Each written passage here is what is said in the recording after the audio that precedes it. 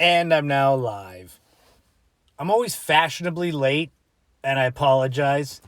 I think from now on, what I'm going to do is say I'm going live at a certain time and actually go live 3 minutes earlier, because there's always some sort of issue with going live. I don't know what it is. This is my fourth time doing this. Fourth. And there's always an issue. When it says go live, there's a button right like down here. And I'll press it and it does nothing. And then I have to click out and click in and put all my info, well, at least the title at the top, which is the only real thing I need. But I'm here and I'm live and it's Friday night. So this is In My Footsteps podcast without a map. This is number 4. I do it as a podcast post-game show, I call it. So my podcast, for anyone that hasn't heard of it, listened to it, it's called In My Footsteps, naturally. It's New England history, travel, some nostalgia, 1980s nostalgia. That's my wheelhouse. A little bit of lifestyle, and I'm kind of incorporating bits and pieces of my world to flesh it out, so that it's not strictly, if you don't like history, you won't tune in. There's more than just that, although history's fun. I try to make it fun, So the episode that just went live yesterday was number 13. And so that's where I'm going to talk a little bit about that podcast, what went into it. If you haven't listened to that one, well, I shouldn't say there's spoilers. That's kind of dumb. But you can go to anywhere you get podcasts. I'm talking iTunes, Pandora, Spotify, Amazon Music, Stitcher, all of them. And I made them where they're all less than an hour, so they're manageable. The research I've done, they say make your podcast as long as it needs to be. Like, they don't want you to rush through it to get it done in a half hour, but they also don't want you to just drag it out to make it a certain time. So I found my sweet spot is kind of 50 to 55 minutes. So what I did for episode 13 was I actually led with nostalgia. I'm doing a lot of marketing research to see what draws people in, specifically with podcast title, artwork, and kind of how I lay out the description. Normally my nostalgia would be kind of the caboose of the podcast, but I put it near the front, thinking that might be something interesting. So for anyone out there you don't have to be a child of the 80s, my age, early 40s. You don't have to be that, because this place is still around. But in the 80s was kind of a new and exciting thing, and that was Chuck E. Cheese. I don't know if any of you out there went to Chuck E. Cheese as a kid. I'm thinking as an adult, yeesh, I don't know about that. Especially if you didn't have kids and you went to Chuck E. Cheese on your own and just hung out in there, had pizza, and were going up against the kids with whack-a-mole and skee-ball. So I talk a lot about, hey, Keith.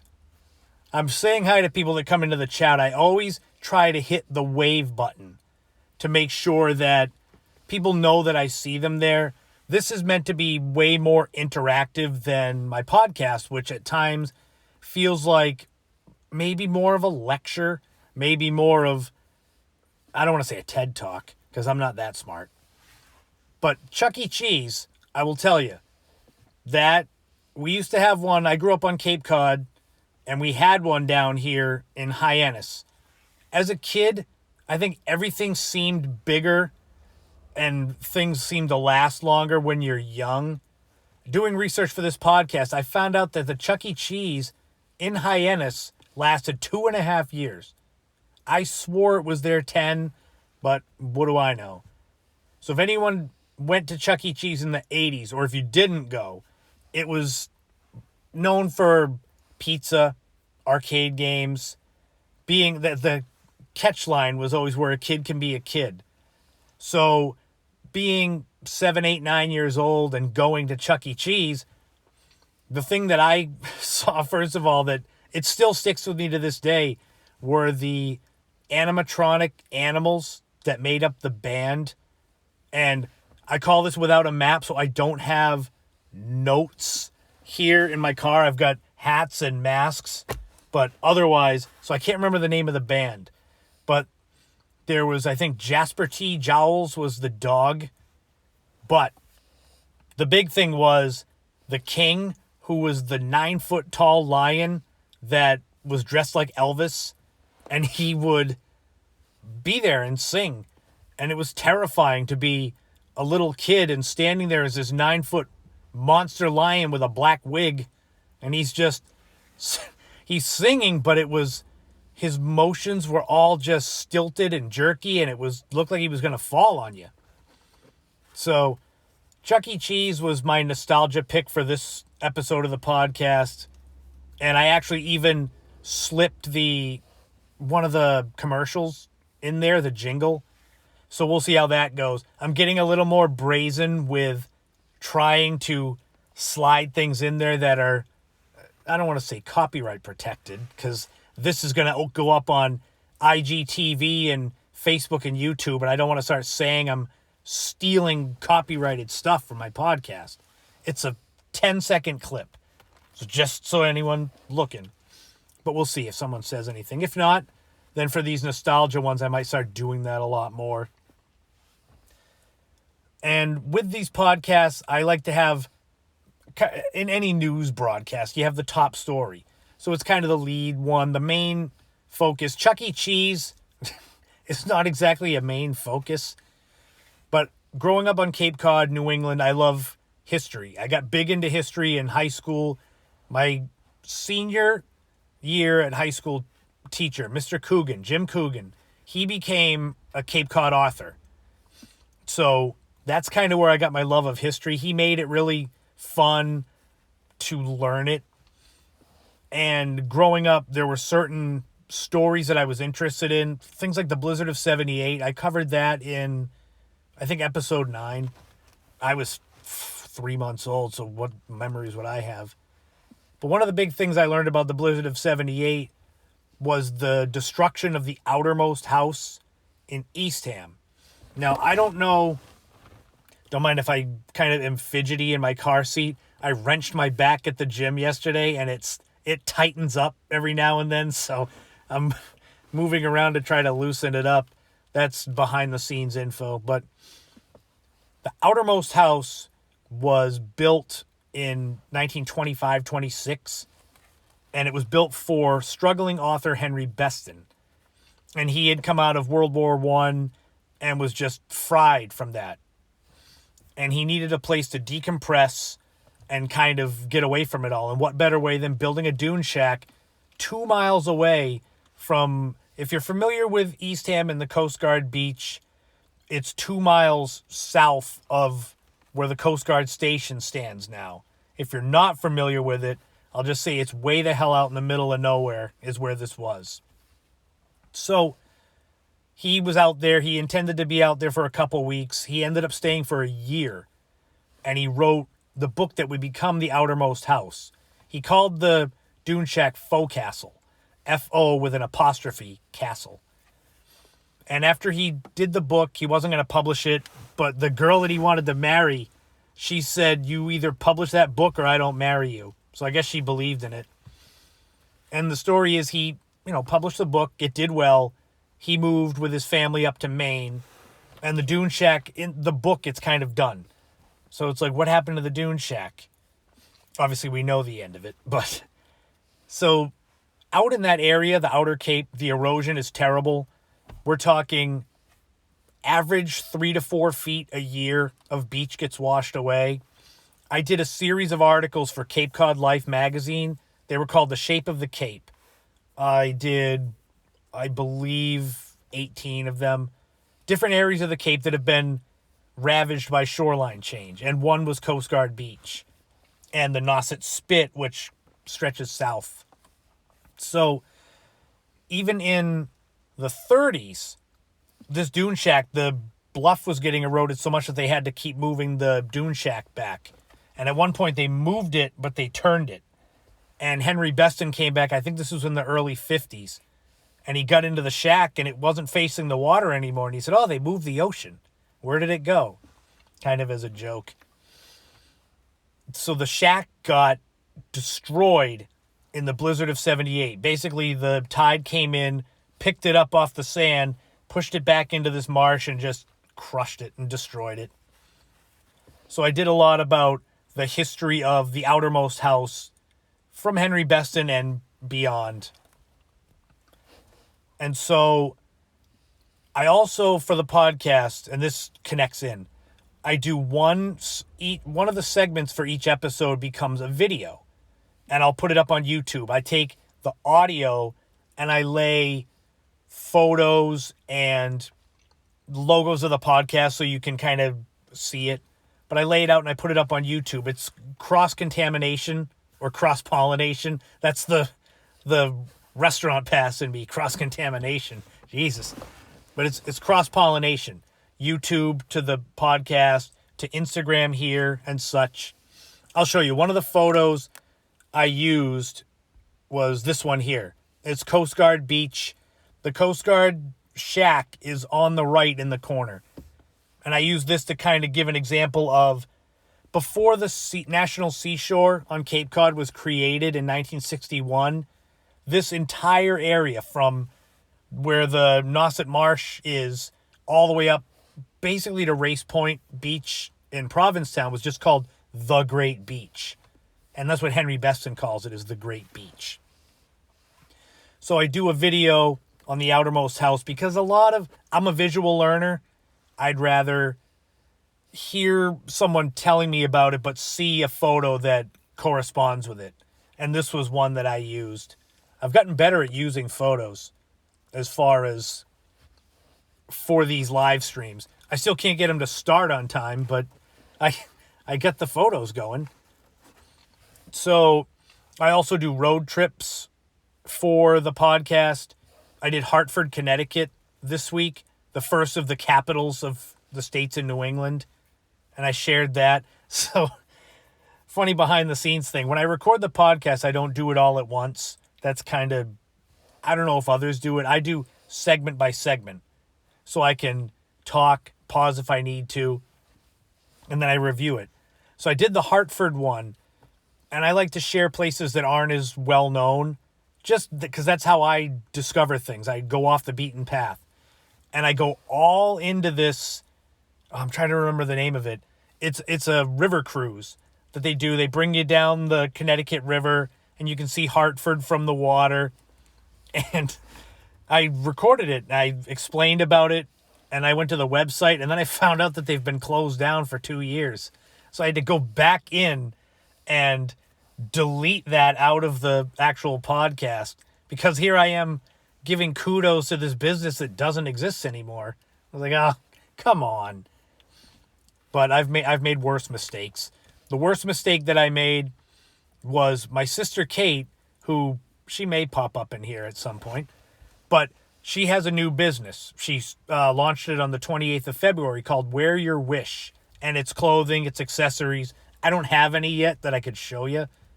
But I've recorded sponsor promos for it. And I've got this nice song that goes under it. And it was great. And I finished it and I realized that at least 3 times in the promo, I called it Wear My Wish instead of Wear Your Wish. And it was just like, oh, man. So I had to get the microphone out and cut just that part. So instead of Wear My Wish, it was Wear Your Wish. And that was just lovely.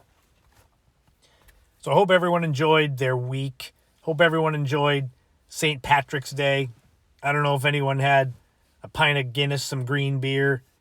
It's been a little different for me. Time has kind of changed. I left my last job that I worked in.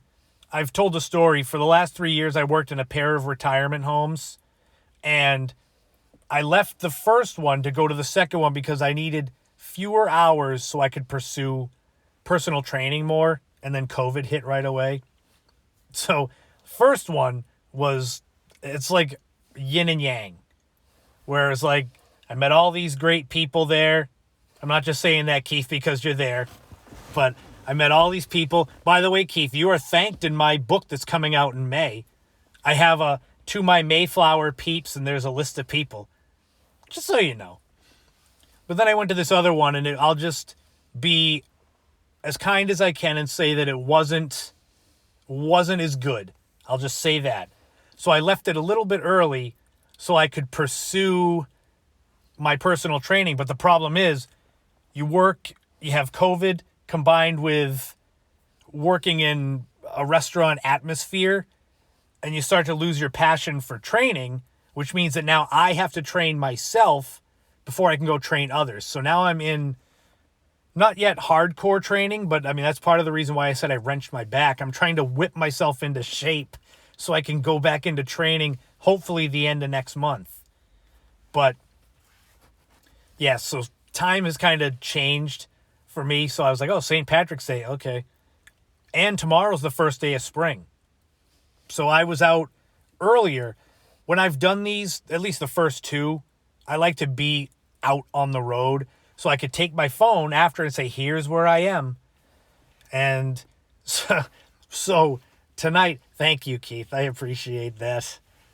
But so tonight, I was trying to look for a place to sit and shoot some sunset shots and then afterwards show people where I was. But 8 o'clock, it's already dark.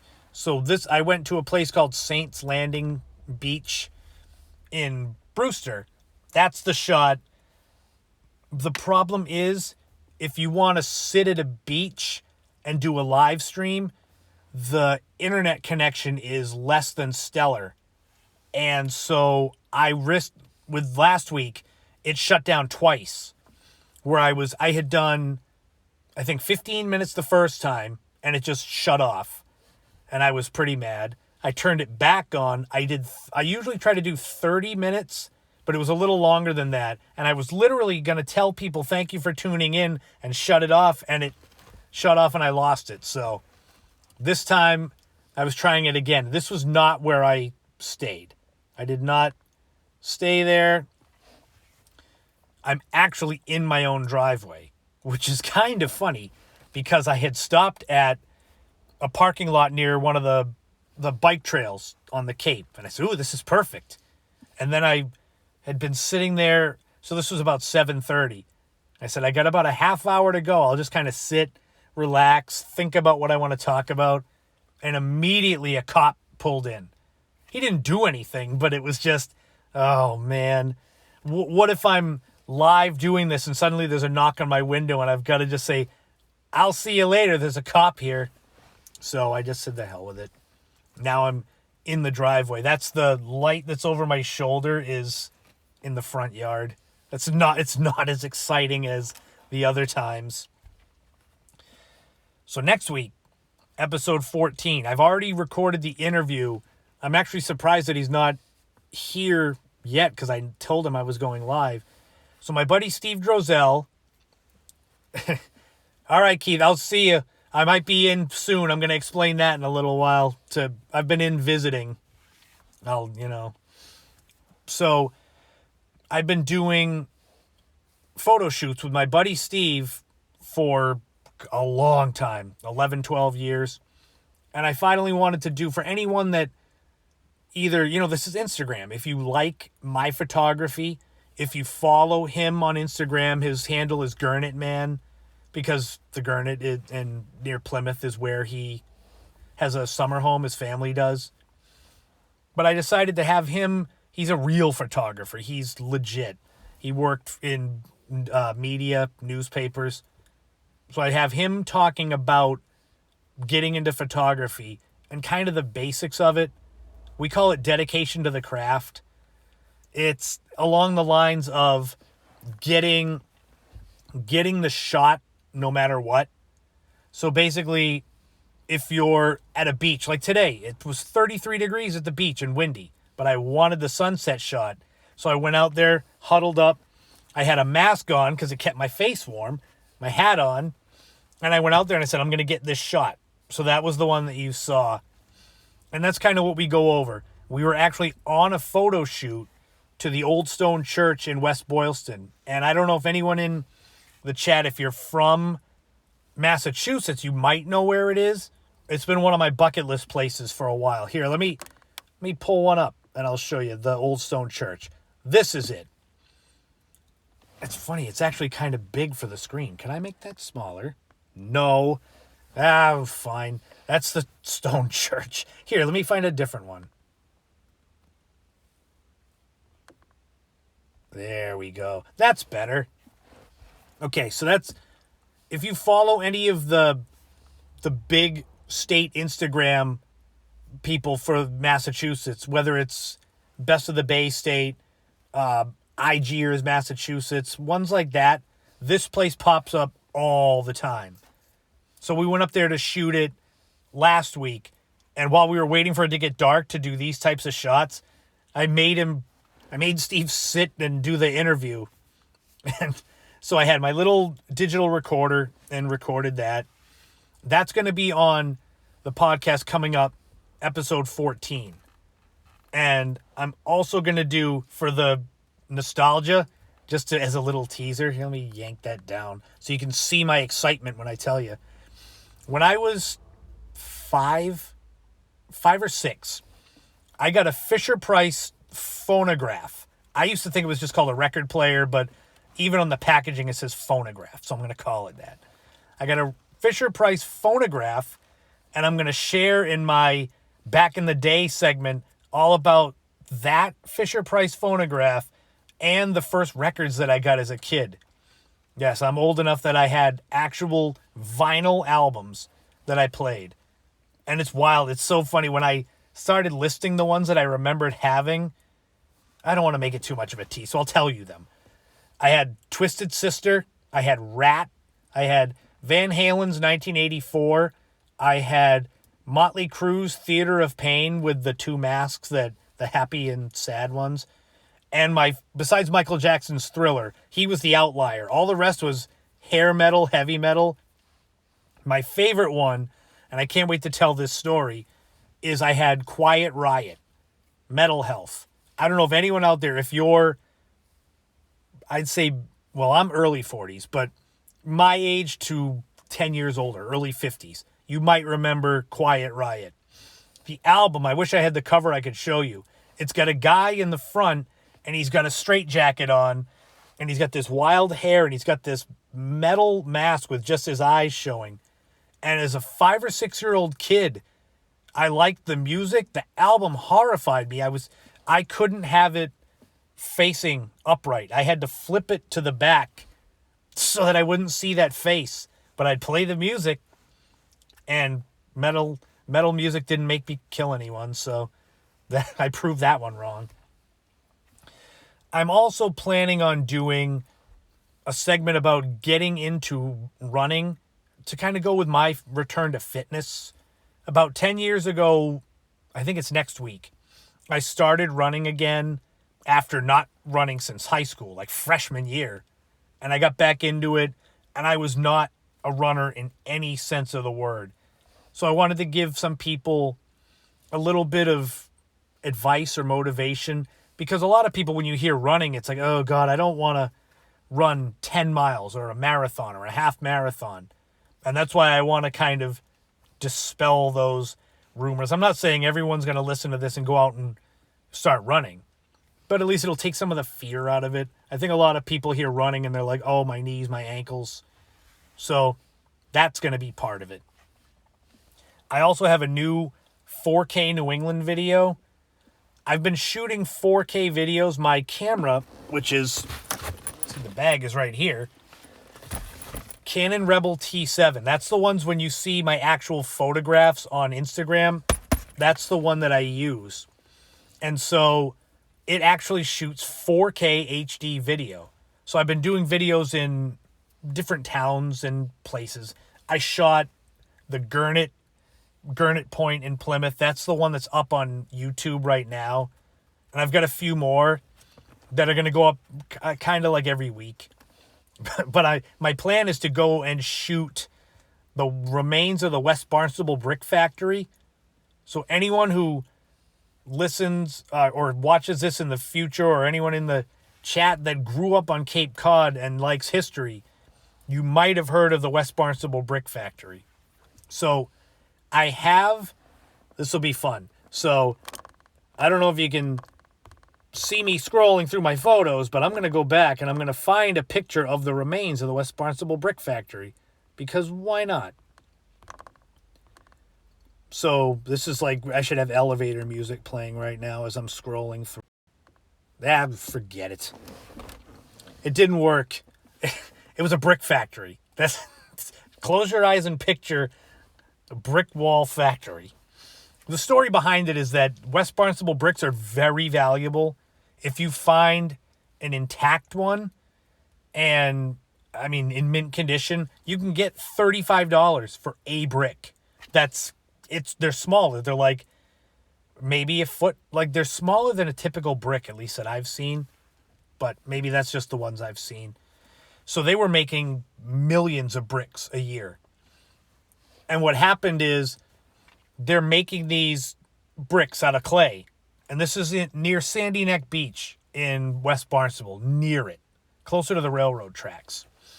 And what happened is, I think it was 1933, the people that owned it, they kind of wanted to get an idea of how much longer, like how much more clay they had to make bricks, to kind of get an idea, like, all right, we've got 30 years or 40 years left. So they drilled a hole in the clay to kind of get a gauge of how deep it went. And they struck water. They struck an artisan well that flooded the clay and put the place out of business just like that. Like, immediately it was done. And they left part of the factory still there. So you can hike out to it, and it's not easy. If anyone wants to hike out to it, I would recommend bringing a machete to cut through all the brush, pants you don't mind getting ruined, probably boots because they struck water, so there's water around there. I went out and I found it. It took a while, but my pants got ripped and destroyed. I was climbing trees because you can't see the buildings until you're on them because they're surrounded by brush and thorns. And I'll never forget, I climbed this tree probably 20, 25 feet up trying to find it, and I slipped and almost fell out of the tree. And once I got done, I went to see my mother because I got a brick that was close to mint. There's thousands of busted bricks out there. But I told her the story, and I always tell her the stories of my misfortunes after I get home safe. And she was not thrilled. She said I need a satellite phone rather than a cell phone. So my plan is to go shoot 4K video of that. Maybe I'll drag Steve out there. If he sees this, I'm dragging you out to that, just so you know. I also wanted to, as we get close to the end of the live stream, I always want to thank all of you who have listened to the podcast, any of it. I mean, I've got 13 episodes. I'm not expecting everyone to listen to every moment. Well, I'd love it if you did, but anyone that's listened to any, if you like them and you've spread the word about them, that's the main thing. It's about building the audience.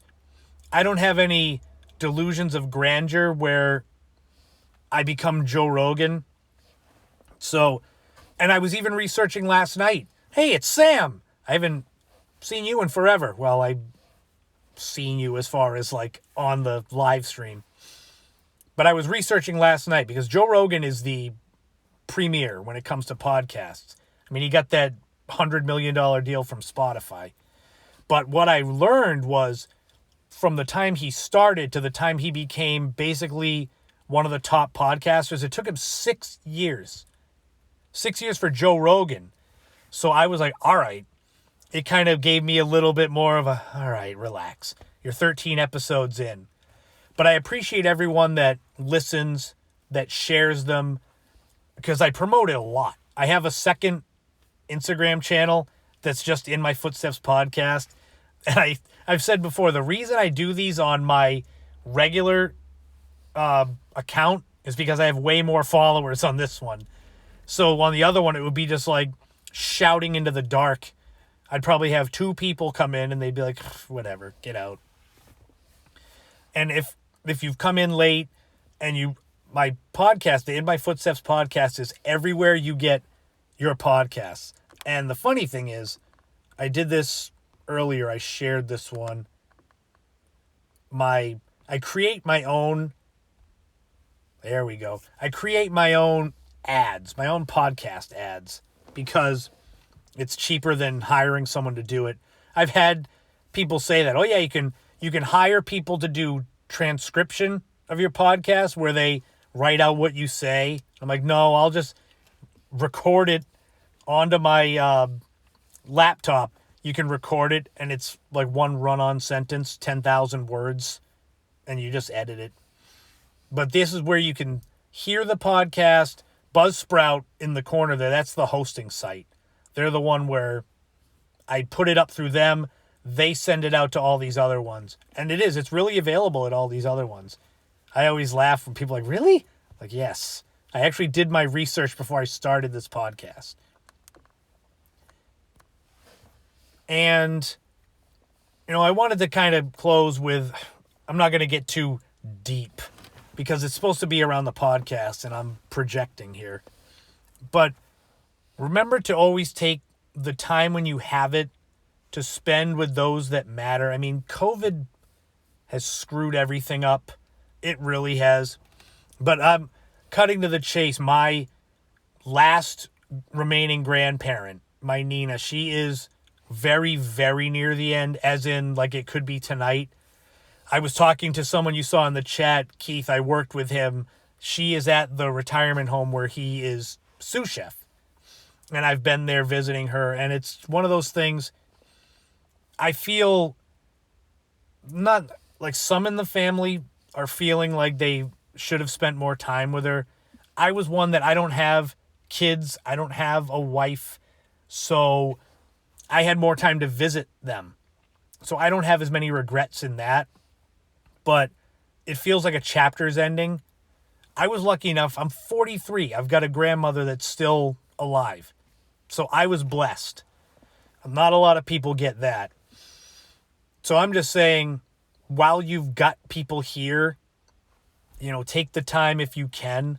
I was so thrilled that I got to see all 4 of my siblings within 48 hours for the first time in well over a year because of this stupid pandemic.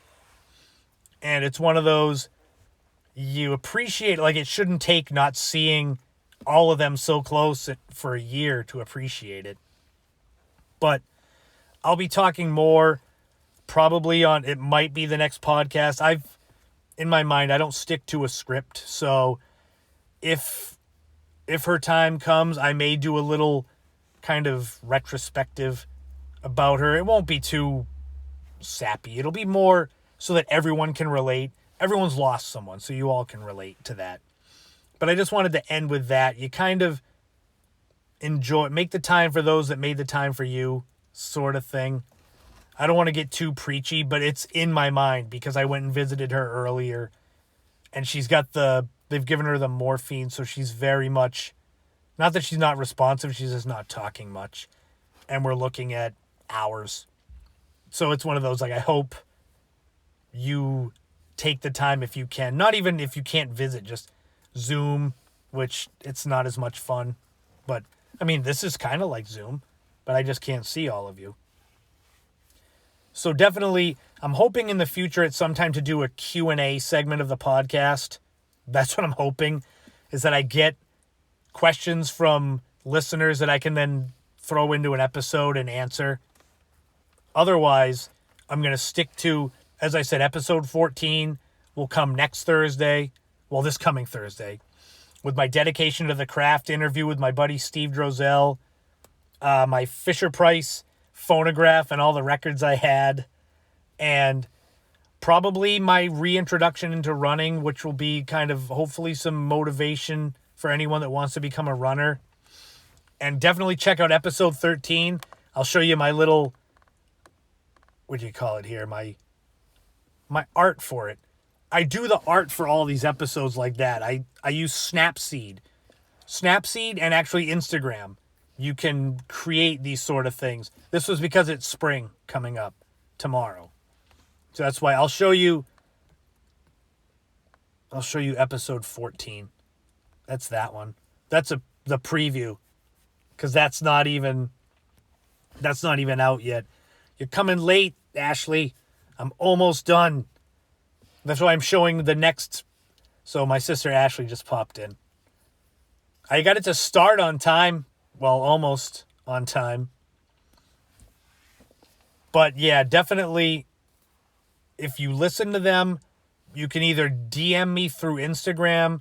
You can shoot me an email, christophersetterlund@gmail.com. That's more professional, or at least it sounds it. Because this is going to go up on IGTV. It's going to go on Facebook. It's going to go on YouTube. I'm going to put chapters in so people can skip around. Because otherwise, it's me lit up with my lights in my car and just like me. I'm not rambling as much as I usually do. That's a good thing. I'm getting better at live streams, except for the fact that they don't start on time. But thank you to everyone for tuning in. Like I said, I would take my phone and show you where I am, but I'm literally in my driveway. It was as soon as I pulled into where I was going to do this from live, a cop pulled in right behind me. He didn't do anything, but I said, that's not a good sign. Here, I'll show you this. I stepped out and I took a picture. That's a bobcat on the right. This is near the bike trail. If you're looking straight ahead, the bike trail would be right over to the side. That's where I was going to be. It would have been fun and exciting. Maybe a coyote would have attacked me as I showed you, but no such luck. I mean, I could take my phone and go walk to the road and show you, but that's super boring. But thank you so much to everyone for tuning in to In My Footsteps podcast without a map number 4. Let me know, people that are here, people that see this later, what time usually is good for going live. I was doing it at 5. I heard 8 was better. Now I'll probably hear that midnight is better, but I'm not staying up that late to go live because everyone will just yell at me. But thank you so much. I appreciate all of you, not just the ones that listen to the podcast, but everyone that takes a moment and has followed me on any of my social media, because who the hell am I? I appreciate that. And just, like I said, take the time for those that have been there for you, because you don't get the time back. And so a friend of mine that I've known since we were 7 years old, she recently lost her mother, and she posted on Facebook this great quote, and I'm going to butcher it, so I'll end it with embarrassment. But it's basically, when someone important to you becomes a memory, that memory becomes the most important thing. And it's better to enjoy them while they're here than to have to say, well, now all I have is memories and I have to enjoy them. That's just my little thing. So thank you so much for everyone that tuned in. I appreciate it. And I will see you again sooner than later.